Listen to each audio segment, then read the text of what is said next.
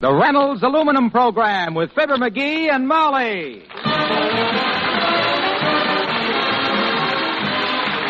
The Reynolds Metals Company, makers of Reynolds Aluminum, presents Fibber, McGee, and Molly transcribed. With Bill Thompson, Gail Gordon, Dick LeGrand, Joe Forte, Mary Jane Croft, and me, Harlow Wilcox.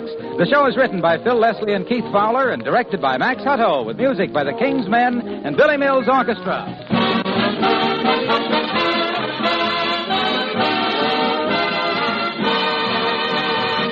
Tonight, all over the nation, millions are glad to welcome back on the air their favorites, Fibber, McGee, and Molly. In millions of homes, too, it is good news to know that Reynolds Wrap is now back in plentiful supply.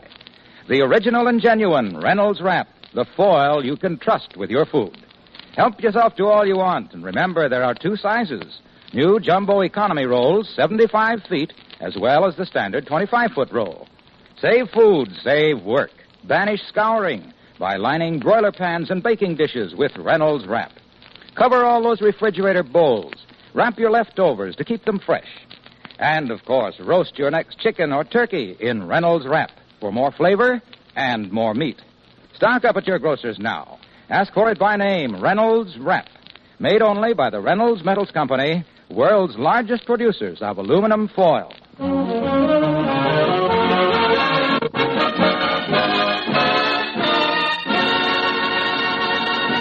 If you had an old school chum who married money, like Mrs. McGee has, and if all you married was McGee, like Mrs. McGee did, you'd probably build things up in your letters to your chum, like Mrs. McGee does. And if the chum was suddenly coming to visit you this afternoon, you'd be upset, too, like Mrs. McGee, of Fibber, McGee, and Molly.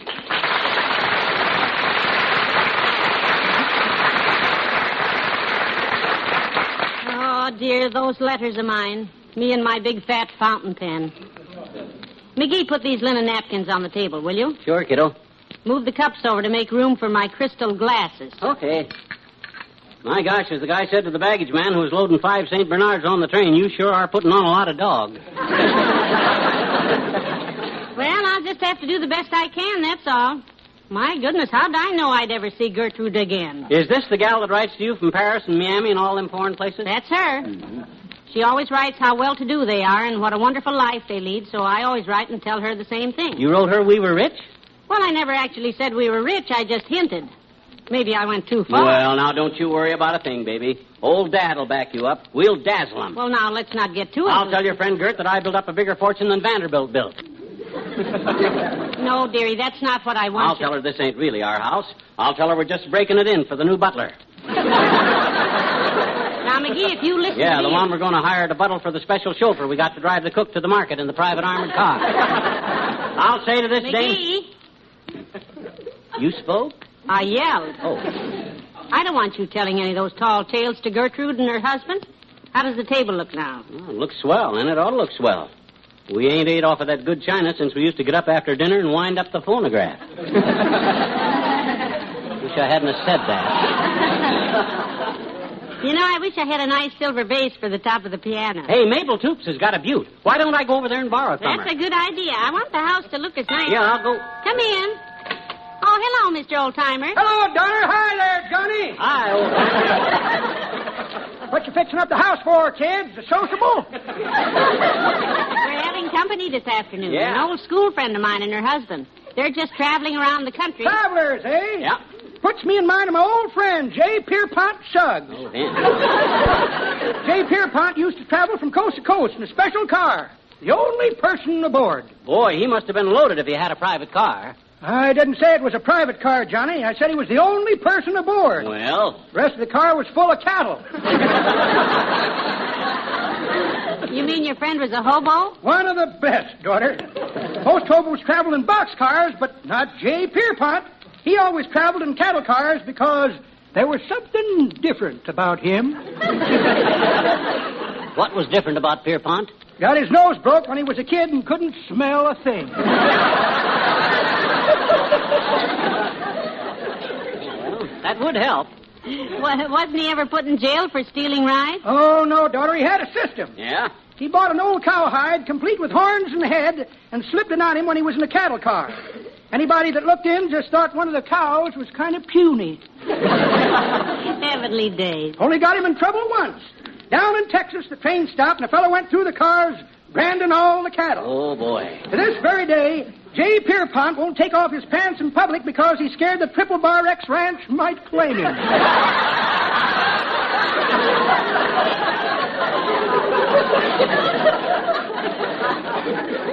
Is he still cruising around in cattle cars? Not for quite a spell, Johnny. No? About 20 years ago, he was riding through California, and him and a longhorn steer decided they wanted the same place in the car. Uh-oh.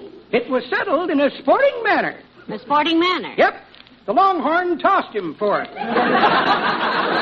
Tossed him clear out of the car and up into an orange tree. Oh, the poor lad. Oh, it didn't faze J. Pierpont. He didn't? He picked the oranges, set up a roadside stand, and today he's one of the richest men in California. That's quite a success story. Sure is, Johnny. Funny thing, though, rich as he is, cattle still have a place in J. Pierpont's life. Oh. You mean he raises cattle? Nope. He drives a Cadillac and lives in Catalina. Come on, kid.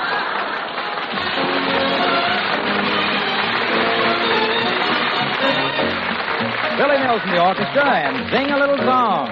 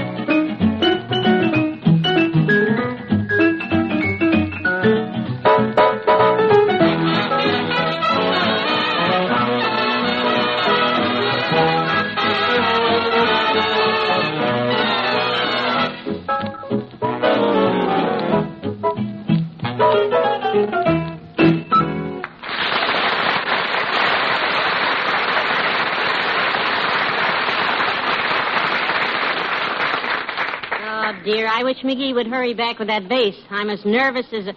How'd I get myself into this? I never should have written Gert such fancy letters. Well, kiddo, I'm back. I got the silver vase from Mabel Toops, and it sure is a beaut. And a dozen roses to go into it, too. Roses? Yeah. Oh, they're beautiful, McGee. I picked them just for you, kiddo. Pick them? Old man Jekyll's backyard. He come out the door and almost saw me, too, but I scrammed. McGee, you... Yeah, when I seen him come out the door, I had to duck around the corner from Jekyll and Hyde. My gosh, don't you get it, Molly? Jekyll and Hyde, it's a literary pun based It ain't funny, McGee. It ain't? No, and I'd make you take them right back if I didn't need them so badly to dress up the house. Uh-oh. Come in. Oh, good morning, Ole. Well, good morning, missus. The same to you, McGee. Hi, Ole. Say, Molly's got some swank friends coming here today, and we're fixing the joint up. You got any family heirlooms we could borrow? No, McGee, we don't have anything worth a whoop. Yeah? We used to have some very nice old china plates, but they got broken in the last invasion from Venus. Invasion from Venus? My two little boys, Sven and little Ole, they're all the time playing War in the Future games. Oh? Sometimes they're American space cadets, and sometimes they're invaders from Venus with two heads.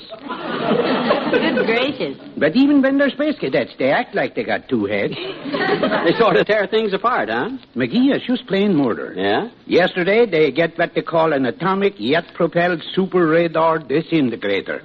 What in the world would that be? A bunch of firecrackers. And then they launch it into space by putting it on the rear end of a guided missile. The rear end of a guided missile? Sure, our dog Jupiter's tail.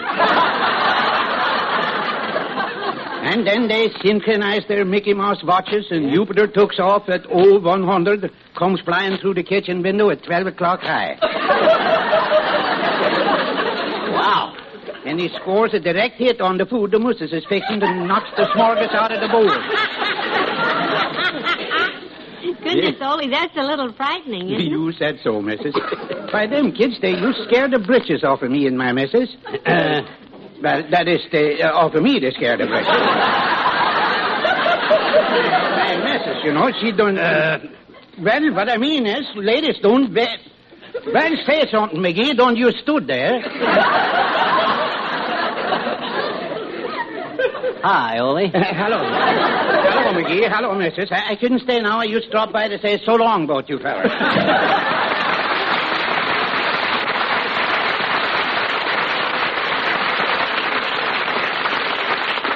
Well, I better put these roses in water. Hey, what's the stuff on the buffet there? That looks good. Don't touch it. Don't touch it now.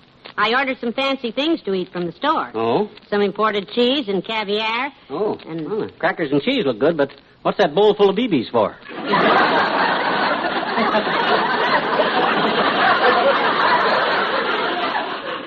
McGee, that is the caviar. Oh, are those caviar? Let me see them. Looks like little black fish eggs to me. Yes. Besides, if you want to impress people, Molly, you got the wrong kind of food anyhow. What would you have bought? Meat. Just plain meat. Used to be when a fellow was rich, they said he was in the chips. Now they say he's in the chops. Boy, when you're in the chops these days. Hello, Molly. Hi, pal. Hello, Mr. Wilcox. Hi, Junior. I interrupt anything, kids? You expecting company? Oh, yes. An old schoolmate of mine is coming by this afternoon with her husband, Mr. Wilcox. Yeah, they spend all their time traveling, Junior. Florida in the winter, Niagara in the fall, Paris in the spring. Oh, my gosh, that's tough. The poor kids. Poor kids. Huh. You should be poor like they are, son. They're loaded with dough like a ravioli dinner. Well, they must not have a very comfortable house, though, or they wouldn't go galloping around all the time. Gee whiz, you ought to tell them, pal. Tell them what? Tell them about Reynolds aluminum foil insulation for their home. Tell them how it reflects heat, how it keeps their home warmer in winter and cooler in summer. Yeah. Oh, they must have a nice home, Mr. Wilcox. They live... And do you know that farmers these days can give their livestock that same protection against heat and cold with aluminum barns? Barns built of Reynolds lifetime aluminum roofing and siding. Is that so? Yes, the smart farmer knows how aluminum pays off in added profits. Well. Pays off in more milk from cows, kept warmer in winter and cooler in summer, under aluminum. Reynolds aluminum. Oh, I'm in favor of keeping cows cool, Junior. In fact, if there's anything I hate, it's a hot cow.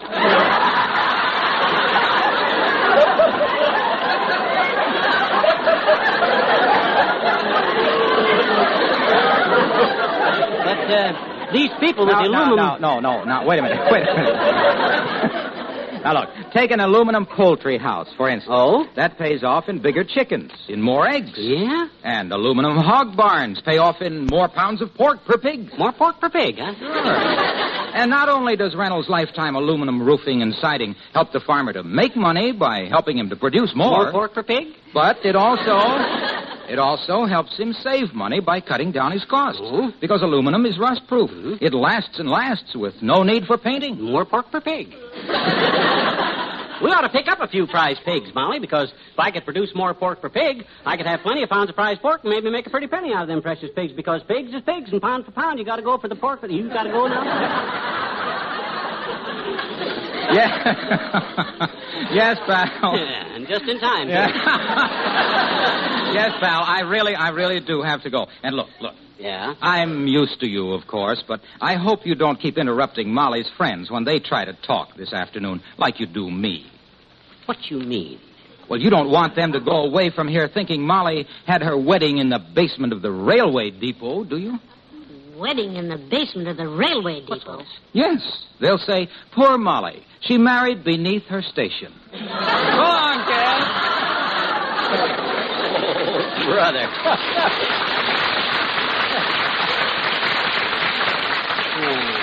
She married beneath her depot. Oh, brother. If that don't burn the pork right off the pit. What you doing? Oh, I'm just checking this table again. Oh?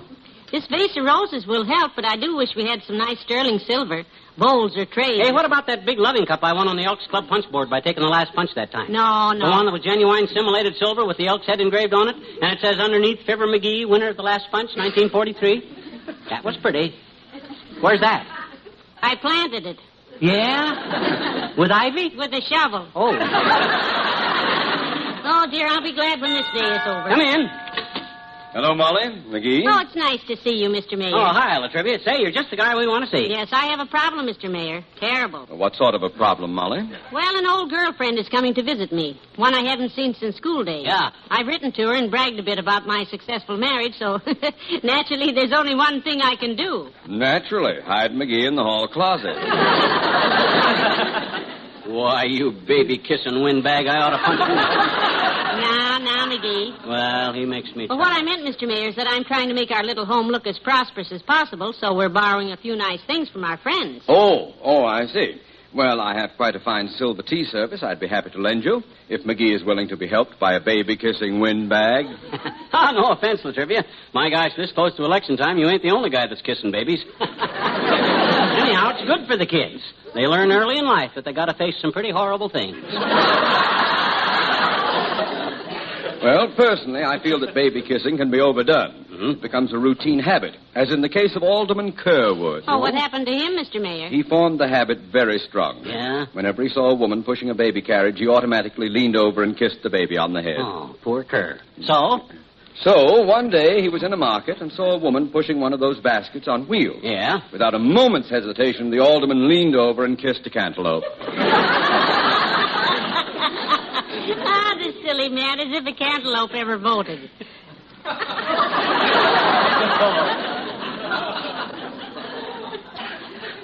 Yes. And now, about my silver tea service, I'll have it here within an hour. The service includes tray, teapot, cream pitcher, sugar bowl, and a small instrument for removing the cubes of sugar. Tom. You're welcome. Good day. Hey, wait a minute, Latrivia. I'll go with you. Get my hat, Molly. He's got a lot of stuff I can borrow. Come on. The King's Men and Polly put the kettle on. Oh, Polly, what do you want? Polly, put the kettle on, the kettle on, the kettle on. Polly, put the kettle on and we can have some tea. Polly, put the kettle on, the kettle on, the kettle on. Polly, put the kettle on and we can have some tea. Get out the cookies, we're gonna have a treat. I'll sweep the crumbs away, you'll sweep me off my feet. Polly, put the kettle on, the kettle on, the kettle on. Polly, put the kettle on and settle down with me. Polly, put the kettle on. Polly, Put the kettle on. Polly, put the kettle on. Polly, put the kettle on. Let's have tea. Hot cross buns. Hot cross buns. 1 a penny, 2 a penny. Hot cross buns. Polly, put the kettle on. I'll go buy a bun. When the tea is boiling, we'll have fun. Polly, put the little kettle on, little kettle on, little kettle on. Polly, put the little kettle on, have a little tea for two. Polly, put the little kettle on, little kettle on, little kettle on. Polly, put the little kettle on, have a little tea for two. Put a little sugar in to make it sweet, stir it up, make it sweet. Add a little lemon and turn on the heat, you and me for tea. Better get the butter and the jelly and the cream, gingerbread cookies by the score.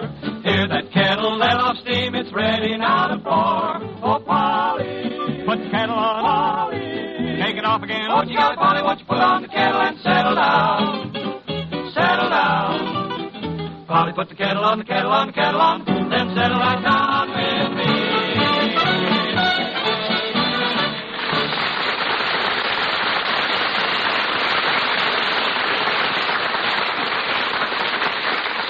Now, let me see. I'll put the vase of roses on the end table here. The table is ready. My goodness, this silver tea service of the mayor's is just too beautiful, McGee. Hey, how you like that champagne bucket on the piano there? I borrowed that from Latrivia, too. Champagne bucket? Yeah. What'd you borrow that for? What for? My gosh, you want us to look underprivileged? Gee whiz, all them millionaires drink champagne. Out of a bucket?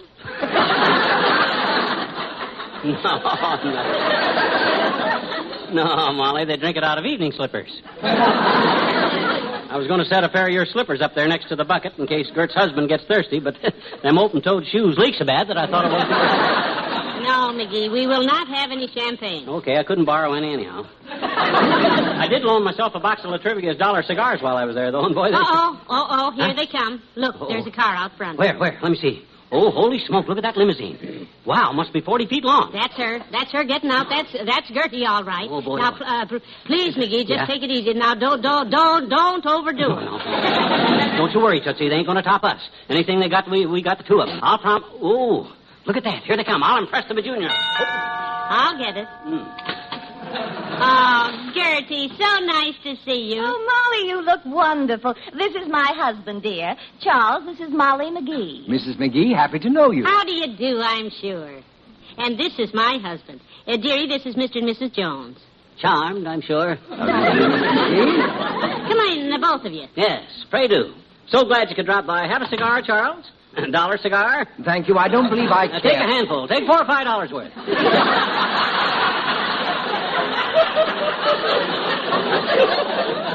Go ahead. Let him get his coat off first, dearie. Oh. Now, sit down, both of you. Sit there on the divan right in front of the imported sterling silver tea service, Charles. It's very handsome silver, isn't it, Gertrude? Oh, it's lovely, Molly. English, isn't it? English? Why, I really... Quite. Molly and I picked it up on one of our trips. Huh? Just knockabout stuff, really. Our goods set is in the vault, isn't it, Molly? Well, it isn't out here, is it? Very well put, my dear. This is a charming little house you have, Molly. So compact, don't you think so, Charles? Yes, very. Gertrude and I just rattle around in that place of ours. I'll bet it's beautiful, though. Yeah, we're just camping out here, of course. Having the big house done over, you know. The country place. Oh, you have a country house? McGee loves the country. He was raised in it, you know. Quite a modest home, really, Charles. Nothing elaborate. I don't suppose the house has over 30 or 40 rooms. Dearie, now, please, let's talk about you, Gertrude. Oh, yeah. You and Charles must have a lot of fun. Your last letter from New Orleans sounded wonderful. Oh, yes, Charles and I love New Orleans. Oh, yes, New Orleans. I love it. I suppose you've seen the French Quarter there. No, you bet. I always watch for them things when I'm traveling.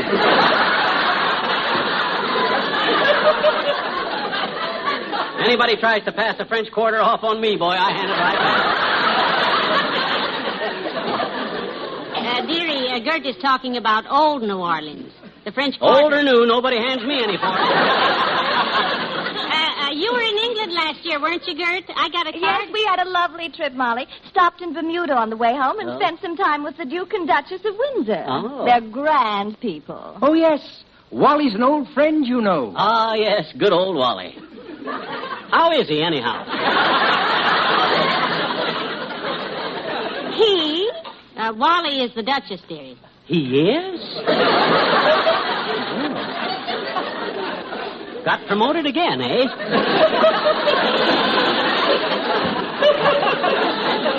Good old Wally. Splendid chap.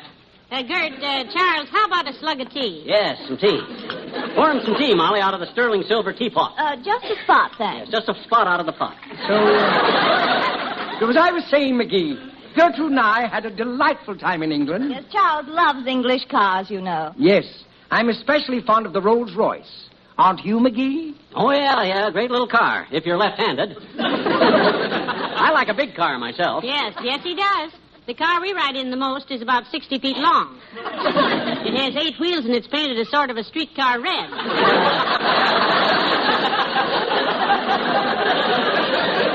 Now, Molly, please, we don't want our friends to think we're trying to impress them, do we? After all, well, I'll get it. Butler's day off, you know. Have to answer our own phone. Molly Bohr, probably my banker. Be firm with it, dearie. Will you go back home from here, Gert, or... We're not sure, Molly. We may drive south from here and fly down to Havana for a while. Oh, Havana. We often talk about going there, but you know how it is. Yes, I suppose Mr. McGee is pretty busy making money like he does. Yes, just making ends... Oh, who was it, dearie? Call was for you, Charles. Me? Yeah. Mr. Vanderbuck. Uh-oh. Said to tell you to put your chauffeur cap back on and get that Rolls Royce over to the hotel pronto. Wants you to drive him someplace. Whoops. How's that? Chauffeur cap? You mean... And Gertie, Mrs. Vanderbuck says to get over there and help her into her girdle. Says you know she can't get into it without you. Oh, she told me I could have the afternoon off. No wonder she can't keep a maid the way she pushes us around. Maid and chauffeur? You mean all those... Yes, it's our job. Well, heavenly days. Gertrude Jones. Oh, I'm sorry, Molly. We've always wanted to be rich. So have we, Gert. How's that? You too? Why, sure. We can dream, too. McGee, get the car out and return this borrowed silver. Borrowed? You mean you borrowed? Yeah, we're just trying to keep up with the Joneses. This is wonderful. Yeah. Now, when you kids get off tonight, Gert, come back here. Yeah. And we'll throw out this caviar and break out the bologna and have ourselves a real time.